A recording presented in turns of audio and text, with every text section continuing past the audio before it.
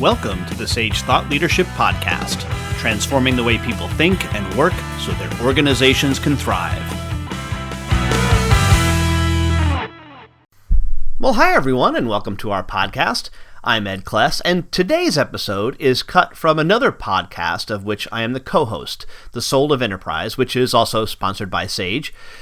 The Soul of Enterprise is dedicated to belief that business has a spiritual, though not necessarily religious, component. I hope you enjoy this excerpt. If you do, please visit www.thesoulofenterprise.com for more. BitCoin, over $1 trillion in market cap. Makes complete sense, right? Well, I'm fortunate enough to have some that I bought a long time ago, and I'm already out, or I've gotten out what I put in. Good. So now it's all house money. So now I'm like, it's either going to change my life in the future or it's not. That's where I am with it, right? Yeah. But I think this is a significant moment, or at least now, maybe through the next couple of months.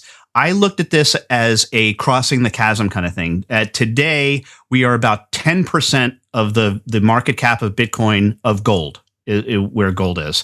And that crossing the chasm mark is that 10 to 14 to 18% when you cross the chasm, and then boom, you get all of the early adopters who just completely come online. And we're at a point now, I think, an inflection point, a serious inflection point, whether this is going to make it or going to break it in the next couple of months. Thoughts on that? Well, my thought, first of all, is on Bitcoin is that when people talk about Bitcoin, it's as if it's like a stock.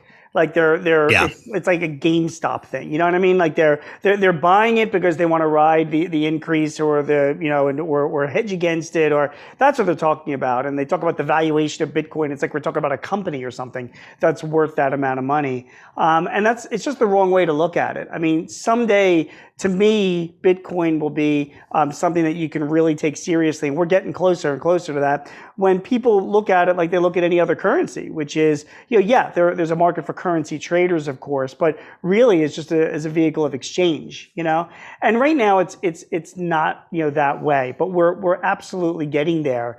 You talk about that sort of point of inflection. To me, it was back in November when PayPal announced that they were going to support Bitcoin.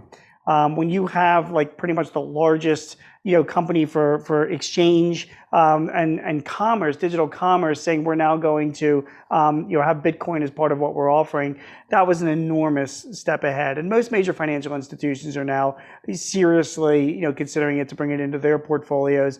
And then of course Elon Musk just a couple weeks ago made a large investment in Bitcoin as well. And I know he can be Elon Musk, but it is all of those things do definitely build it in credibility. Listen, I cover small business, so I tell business owners that you have to prepare for Bitcoin, Ethereum, all the other digital currencies in the future. Right now, it's still so volatile that if I sell you, Ed, something for $10 or the equivalent of Bitcoin, to get it back, if it's worth $5 2 days from now because I haven't exchanged it, that's not a good thing. That's not very stable, But at some point when this stabilizes, we should be in a situation where we should all be accepting Bitcoin. We shouldn't be running away, from it.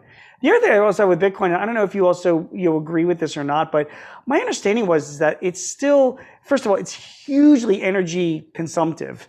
It takes a large amount of energy to mint Bitcoin. So that's one thing. And I also was under the impression that there's some major holders of Bitcoin that could effectively control or manipulate that market. And that gives me a concern still. So for all of those reasons, I'm not getting into Bitcoin yet. Yeah. No, well, and I think one of the things that Elon Musk talked about, and Greg, actually, who runs our social media, and I were talking about this earlier today, is, first of all, he always clarifies that it wasn't himself who made the investment. It was Tesla who made the investment, right? Good point. And the rationale for it is really so that they would be less beholden to the volatility of it when they start taking payments in it. Fair enough. And that was the thought process. Now, if this starts to happen with other companies, if Walmart starts to invest and Amazon starts to not invest, but hold large amounts of Bitcoin, that's where you're going to see. And that addresses my issue of one, of Bitcoin being controlled by only a few big players. But then again, it also will raise all sorts of other issues because once again, it's the power of tech and tech companies. And now not only do they control the earth and the internet and communication and commerce, now you've got companies like Amazon and Google or Microsoft or whatever taking big positions in Bitcoin is going to create, I'm sure, more drama and more discussion. My only takeaway with Bitcoin is that it is the future. It is absolutely going to be a currency that we have to consider and accept. And I think once it becomes stable enough and reliable enough as a business, you have to expect the fact that you're going to be doing business using digital currencies in the future. I think it's absolutely inevitable.